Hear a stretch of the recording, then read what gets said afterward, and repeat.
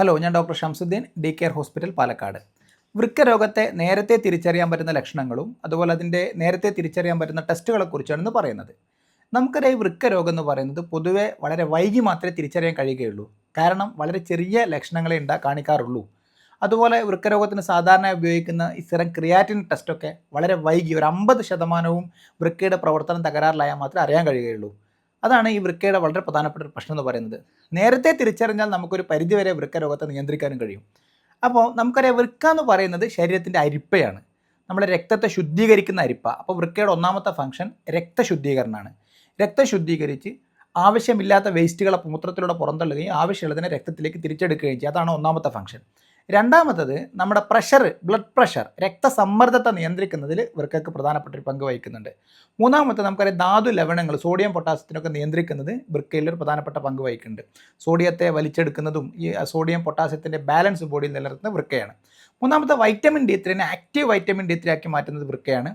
പിന്നെ ഹീമോഗ്ലോബിൻ, നമ്മുടെ രക്തത്തിലെ ഹീമോഗ്ലോബിൻ്റെ ഉൽപ്പാദനം, രക്തത്തിൻ്റെ അളവ് കൂട്ടുന്ന ഹീമോഗ്ലോബിൻ്റെ ഉൽപ്പാദനത്തിന് വൃക്കയിൽ നിന്നാണ് നടക്കുന്നത്.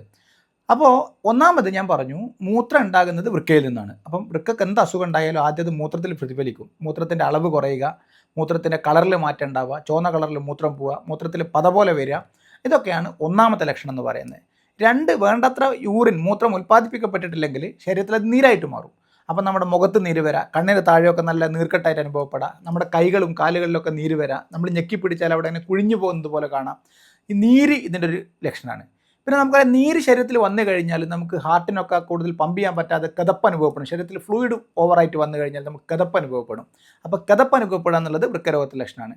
ഞാൻ പറഞ്ഞു, ഹീമോഗ്ലോബിൻ ഉണ്ടാകുന്ന വൃക്കയിൽ നിന്നായതുകൊണ്ട് തന്നെ ഹീമോഗ്ലോബിൻ്റെ ഉൽപ്പാദനം കുറഞ്ഞു കഴിഞ്ഞാൽ നമുക്ക് ക്ഷീണം അനുഭവപ്പെടും, നല്ല ശക്തമായ ക്ഷീണം അനുഭവപ്പെടും. പക്ഷേ ഇതൊക്കെ വളരെ വൈകി മാത്രമേ നമുക്ക് മനസ്സിലാക്കാൻ സാധിക്കുകയുള്ളൂ. ആദ്യ സമയത്ത് ഇങ്ങനെയുള്ള ലക്ഷണങ്ങളൊന്നും കൂടുതലായിട്ട് കാണിക്കാറില്ല. പിന്നെ നമുക്കറിയാം, ഈ ഫോസ്ഫൈറ്റ് ഒക്കെ പോലെയുള്ള സാധനങ്ങളൊക്കെ ശരീരത്തിന് പുറത്തേക്ക് തള്ളേണ്ടത് വൃക്കയിൽ നിന്നാണ്. അത് പുറത്തേക്ക് തള്ളാതിരിക്കുമ്പോൾ ശരീരത്തിൽ അടിഞ്ഞു കൂടിയിട്ട് ചിലപ്പോൾ ജോയിൻറ്റുകളൊക്കെ വേദന അനുഭവപ്പെടും. പക്ഷേ ഇതൊന്നും കാര്യമായിട്ട് നമുക്കങ്ങനെ മനസ്സിലാവാറില്ല. ഈ പറഞ്ഞതിൽ വളരെ നേരത്തെ മനസ്സിലാവുന്നത് മൂത്രത്തിൽ പത വരിക എന്നുള്ളതാണ്. മൂത്രത്തിൽ പത വരാൻ പല കാരണങ്ങളുണ്ട്. ഉദാഹരണത്തിന്, മൂത്രത്തിൽ പഴുപ്പുണ്ടെങ്കിൽ, പ്രഷർ ഉണ്ടെങ്കിൽ ഒക്കെ നമുക്ക് മൂത്രത്തിൽ പത വരാം. പക്ഷേ സ്ഥിരമായിട്ട് 1 മാസമോ 2 മാസമോ ഒക്കെ സ്ഥിരമായിട്ട് മൂത്രത്തിൽ പത കാണണമെങ്കിൽ നിർബന്ധമായിട്ടും നമ്മൾ പല ആളുകളും ചെയ്യുന്നത് ക്രിയാറ്റിൻ ടെസ്റ്റ് ചെയ്തിട്ട് കുഴപ്പമില്ല എന്ന് കരുതിയിരിക്കും. പക്ഷേ അതല്ല ചെയ്യേണ്ടത്. കാരണം നമുക്ക് ടെസ്റ്റിലേക്ക് വരാം. അപ്പോൾ ക്രിയാറ്റിൻ ടെസ്റ്റ്, നമുക്ക് സാധാരണ അറിയുന്ന ക്രിയാറ്റിൻ ടെസ്റ്റ്, സിറം ക്രിയാറ്റിനിൻ. ഈ ക്രിയാറ്റിൻ ടെസ്റ്റിൻ്റെ പ്രത്യേകത, 50% വൃക്കയുടെ പ്രവർത്തനം തകരാറിലായാൽ മാത്രമേ നമുക്ക് ക്രിയാറ്റിൻ പോസിറ്റീവായിട്ട് കാണുകയുള്ളൂ, ക്രിയാറ്റിൻ അബ്നോർമലായിട്ട് കാണുകയുള്ളൂ. അതാണ് ഏറ്റവും പ്രധാനപ്പെട്ട പ്രശ്നം. അപ്പം അതിനു മുമ്പ് നമുക്ക് മനസ്സിലാക്കാൻ പറ്റുന്ന ടെസ്റ്റ് ഉണ്ട്. യൂറിനിൽ കൂടെ പ്രോട്ടീൻ പോകുന്നുണ്ടോ എന്ന് നോക്കാം. സിറം മൈക്രോ ആൽബുമിൻ എന്നറിയും. സാധാരണ രീതിയിൽ ഒരു 30 മില്ലിഗ്രാം പെർ ദിവസം, ഒരു ദിവസം അതിൽ കുറവ് മാത്രം ക്രിയാറ്റിനെ നമ്മുടെ മൂത്രത്തിൽ കൂടി പോവുള്ളൂ. എന്നാൽ 30-ൽ കൂടുതലാണെങ്കിൽ 300 വരെയൊക്കെയാണ് മൈക്രോ ആൽബുമിനൂറിയ എന്ന് പറയും. അത് ചിലപ്പോൾ ഈ പ്രമേഹ രോഗമൊക്കെയുള്ള ആളുകളിൽ വളരെ നേരത്തെ തന്നെ ഈ വൃക്ക രോഗത്തെ തിരിച്ചറിയുന്നതിന് വളരെ സഹായിക്കുന്ന ഒരു ടെസ്റ്റാണ് ഈ യൂറിൻ മൈക്രോ ആൽബുമിൻ എന്ന് പറയുന്നത്.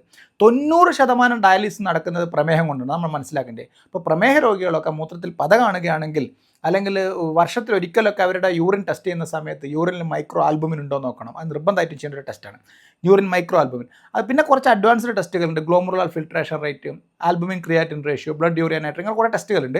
ഇതിൽ നമ്മൾ മനസ്സിലാക്കേണ്ട അടിസ്ഥാന ഈ ടെസ്റ്റുകളൊക്കെ നമ്മൾ അറിഞ്ഞിരിക്കുന്നത് എന്തിനാണെന്ന് ചോദിച്ചാൽ, വെറും സിറം ക്രിയാറ്റിൻ ടെസ്റ്റിനെ മാത്രം അടിസ്ഥാനപ്പെടുത്തിക്കൊണ്ട് കിഡ്നിക്ക് കുഴപ്പമില്ല എന്ന് നമ്മൾ ധരിക്കാൻ പാടില്ല.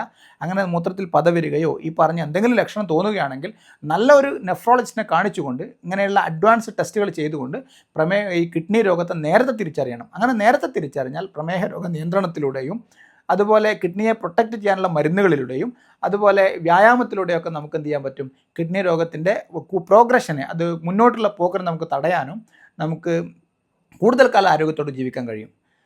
ഈ വീഡിയോ നിങ്ങൾക്ക് ഇഷ്ടപ്പെടുകയാണ്, ഉപകാരപ്പെടുകയാണെന്ന് തോന്നുകയാണെങ്കിൽ നിങ്ങളിത് മറ്റുള്ളവർക്ക് എത്തിച്ചു കൊടുക്കുക. എൻ്റെ വീഡിയോ ഇഷ്ടപ്പെടുകയാണെങ്കിൽ സബ്സ്ക്രൈബ് ചെയ്യുക. Love you all. Thank you.